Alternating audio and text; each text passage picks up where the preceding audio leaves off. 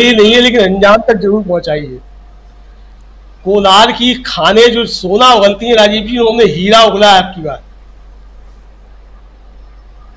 तो कोलार की खानों से हीरा जो निकला है वो कल के बाद इस देश की राजनीति जो हर तरीके से बदली हुई नजर आएगी।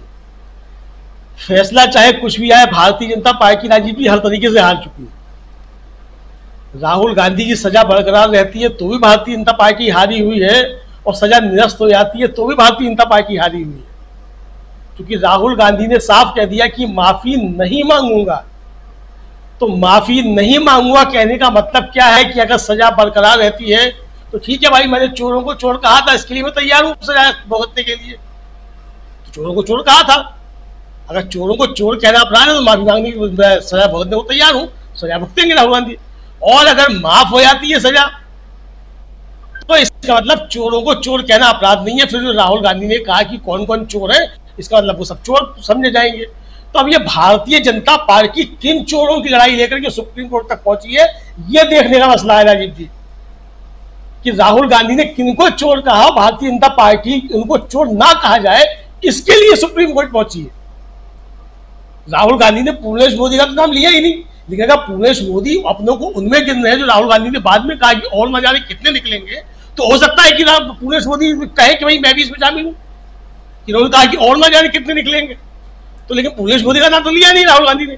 तो ये कुल मिला के लड़ाई जिस तरीके से राजीव जी पहुंची है सुप्रीम कोर्ट के दरवाजे तक, उससे अब जो भारतीय जनता पार्टी है उसकी परेशानियां बहुत ज्यादा बढ़ गई हैं। और जैसा मैंने पहले भी कहा कि अगर राहुल गांधी को सजा होती है, बरकरार रहती है सजा, तो उसके बाद फिर नारे जो लगेंगे वो फिर भारतीय जनता पार्टी के लिए बहुत परेशान करने वाले होंगे। फिर है वो अपने को चोर नहीं लिखेगा। ये दिक्कतें बढ़ जाएंगी, ये दिक्कतें बहुत ज्यादा बढ़ जाएंगी। तो कुल मिला के राजनीति बहुत मोड़ पे है और भारतीय जनता पार्टी को ना उगलते बन रहा है ना निगलते बन रहा है। उन्होंने सोचा नहीं था कि ये मामला जो है इस हद तक आगे बढ़ जाएगा और राहुल गांधी जो है इतनी मजबूती के साथ टिके रहेंगे कि माफी नहीं मांगूंगा। सोचा ये था कि जैसे केजरीवाल ने जाकर के माफी मांग ली तमाम मुकदमों में अरुण जेटली से यानी किससे, राहुल गांधी भी मांग लेंगे कि वो चलो ठीक है पॉलिटिकल बातें थी, निकल गई, मुंह से निकल गई कुल मिला करके।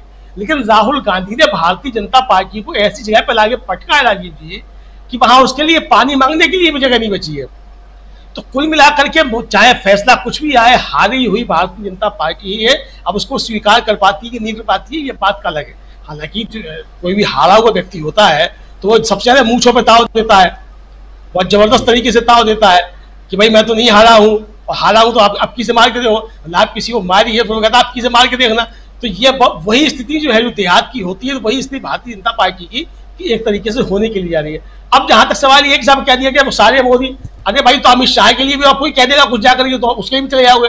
अब नसीरुद्दीन शाह भी शायद थोड़ी है, दोनों अलग अलग है। तो इसी तरीके से नरेंद्र मोदी और पीलू मोदी और सैयद मोदी और ललित मोदी सब अलग अलग है।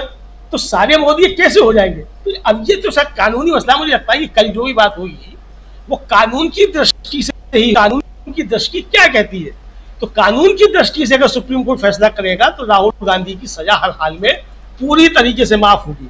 और अगर कानून की दृष्टि से बात नहीं हो रही तो फिर जैसे फैसले होते हैं वो फैसले आएंगे, फिर देखा जाएगा। अगर राजनीतिक फैसला आता है तो फिर उसमें राजनीतिक चर्चाएं होंगी, लेकिन कानूनी दृष्टि से अगर फैसला आता है तो राहुल गांधी की कल सजा जो है पूरी तरीके से माफ होगी। कोई जो है सजा घटाने और ये बात नहीं होगी कि साहब 5 दिन की कम कर दो, कि 2 महीने की कम कर दो, कि 2 साल की कम कर दो, कुछ नहीं होगा। क्योंकि राहुल गांधी ने जो अब जो शर्त लगा दी राजनीति की माफी नहीं मांगूंगा, तो सजा कम किस आधार पर होगी? भाई जब आप मानने को तैयार ही नहीं है कि आप माफी मांगने को तैयार ही नहीं, आप अड़े हुए कि नहीं मैंने जो कहा वो सही है, तो अब यहाँ माफी कम होने का सवाल नहीं है कि सजा कम होती है कि नहीं होती है। अब तो ये है कि सजा बहाल रहती है या नहीं होती है या माफ होती है। अब फैसला ही है, तो मुझे लगता है फैसला यही आएगा कि राहुल गांधी की सजा जो है वो माफ होती है। उस मुकदमे में कोई दम नहीं है, और अगर जो शिकायत करता है वो बात राजनीति बहुत जबरदस्त तरीके से मोड़ लेने वाली है। देखना ये होगा कि कल के बाद इस दिन आगे क्या लगना शुरू होते हैं राजीव। देखिए राजीव जी, मुझे लगता है कि कांग्रेस की ओवरऑल जो है वो रिस्ट्रक्चरिंग एक तरीके से हो रही है, और कांग्रेस को बाकायदा एक राजनीतिक दल जो बनाए जाने की तैयारी हो रही है, बनाया जा रहा है। बीच बीच में जो कांग्रेस के अंदर गड़बड़ियां होती रहीं और कोई वैचारिक जो है वो कहा जाए कि एक तरीके से शक्ल जो है वो कांग्रेस नहीं ले पाई, इसकी खामियाजा जो है कई बार कांग्रेस को भी भुगतना पड़ा, इस देश को भी भुगतने पड़े। तो राहुल गांधी अब कांग्रेस को वैचारिक तौर पे काफी ज्यादा मजबूत कर रहे हैं और एक विचारधारा की लाइन जो है वो तय कर रहे हैं कि कांग्रेस इस नीति पर चलेगी। अब जो कांग्रेस निकल करके आएगी राजीव जी, इस चुनाव के बाद कह लीजिए या 2 साल के बाद कह लीजिए, जो शेप लेगी वो फिर कांग्रेस की विचारधारा वाली जो राजनीति है वो एक लंबे समय तक के लिए कांग्रेस की राजनीति तय कर देगी कि इस रास्ते पे कांग्रेस को चलना है। सरकार बनती है, नहीं बनती है, कब बनती है, कैसे बनती है, वो सब अलग के मसले हैं, लेकिन कांग्रेस की राजनीति किस रास्ते पे जाएगी, किन मुद्दों पे जाएगी और क्या उसकी नीतियां होंगी, ये सब जो मुझे लगता है कि आने वाले समय में धीरे धीरे राहुल गांधी एक शेप जो है वो दे देंगे। और निश्चित तौर पर मल्लिकार्जुन खड़गे का लंबा अनुभव और मल्लिकार्जुन खड़गे की भी वही वैचारिक नीति जो राहुल गांधी के साथ मेल खाती है, उसका दोनों का समन्वय जो है वो कांग्रेस को काफी कुछ आगे लेकर के जाएगा। दूसरी बात राजीव जी ये है कि इससे पहले जब राहुल गांधी को कांग्रेस में आगे बढ़ाने की कोशिशें होती थी तो जो ओल्ड गार्ड्स थे वो बहुत ज्यादा हमला हो जाया करते थे और एक तरीके से जो थी राहुल गांधी के खिलाफ साजिशें थी वो शुरू हो जाती थी, जो पिछले दिनों काफी लंबे समय तक देखी गई। आज परिस्थितियां बदल चुकी हैं। अब जो ओल्ड गार्ड है कांग्रेस का वो खुद जो है वो साया बन करके राहुल गांधी के साथ खड़ा हुआ है। राहुल गांधी भी जो है उसके पीछे पीछे जो है एकदम बिल्कुल तन करके खड़े हुए हैं। तो यहाँ भी एक समन्वय है नई और पुरानी पीढ़ी के बीच, वो जिस तरीके से कामयाब हुआ है कांग्रेस के अंदर जाकर के, मुझे लगता है किसी भी राजनीतिक दल में बहुत लंबे समय के बाद बहुत कम देखने को मिलता है जो कांग्रेस में इस समय देखने को मिल रहा है। आपको याद होगा कि जब नरेंद्र मोदी जी आए और अडवाणी जी को उन्होंने धक्के मार के बाहर किया एक तरीके से मुख्य धारा की राजनीति से, तो किस तरीके से नई और पुरानी पीढ़ी के बीच का अंतर्द्वंद देखने को मिला। आज भी भारतीय जनता पार्टी में किस तरीके से पुरानी पीढ़ी के लोगों को नजरअंदाज किया जा रहा है या बाहर किया जा रहा है, मार्गदर्शन मंडल में पहुंचाया जा रहा है, और किस तरीके से जो नए लोग आ रहे हैं वो किसी विचारधारा से जुड़ करके नहीं आ रहे हैं।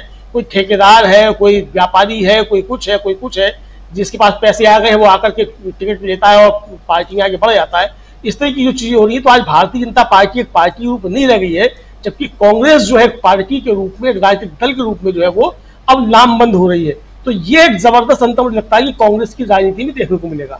अब जहां तक युवाओं का सवाल है राजीव जी, देखिए युवा जो थे उन्होंने ही इस भारतीय जनता पार्टी को 2014 के चुनाव में सबसे ज्यादा वोट दिया और इनकी एक आशाएं थी कि भारतीय जनता पार्टी और खासतौर से प्रधानमंत्री नरेंद्र मोदी जो वायदे कर रहे हैं उनको शायद पूरा किया जाएगा और युवाओं के दिन सुधरेंगे। लेकिन मुझे लगता है कि जिस तरीके से भारतीय जनता पार्टी और खासतौर से प्रधानमंत्री की नीतियों ने युवाओं को निराश किया है और बल्कि कहा जाए कि उनकी जो आशाएं थी उनको तुषारापात किया है, उससे अब युवाओं को लगने लगा है कि राहुल गांधी जो बातें कर रहे हैं और राहुल गांधी जिस तरह की बातें करते आए हैं अब तक, वो बातें सही साबित होती नहीं है। तो इसलिए राहुल गांधी जो कह रहे हैं निश्चित तौर पर कांग्रेस उस पर आगे बढ़ती हुई दिखाई देगी और कांग्रेस अगर सत्ता में आती है तो राहुल गांधी जो बातें कह रहे हैं उनको लागू किया जाएगा। क्योंकि जिस तरीके से कांग्रेस की राज्य सरकारों में जो राहुल गांधी वायदे किए उन्होंने चुनाव से पहले उनको लागू किया है, तो जाहिर तौर पे लगता है कि राहुल गांधी आज जिस तरीके से जनता के बीच जाकर के समस्याएं सुन रहे हैं, लोगों का दुख दर्द जानने की कोशिश कर रहे हैं, और एक तरीके से कहा जाए राजीव जी कि वो गालिब का शेर है कि वो धर का फकीरों का हम भेष गालिब तमाशा अहले करम देखते हैं। तो वो फकीरों का भेष भले ही ना बनाए हो, लेकिन वो तमाशा अहले करम जरूर देख रहे हैं, वो सब कुछ देख रहे हैं कि दुनिया चल कैसे रही है और भारत के सामने समस्याएं क्या हैं, उन समस्याओं का निदान किस तरीके से किया जाना है। तो जो कांग्रेस की नीतियां तैयार होंगी वो सरकार में आने के बाद भी और सरकार में आने के लिए भी मुझे लगता है कि उसमें राहुल गांधी की बहुत महत्वपूर्ण भूमिका होगी और कांग्रेस जो है वो बिल्कुल समझा जाए तो मुकम्मल राजनीतिक दल के तौर पे सामने आएगा। जी, एक मुकम्मल राजनीतिक तौर पे। और लेकिन क्लोजिंग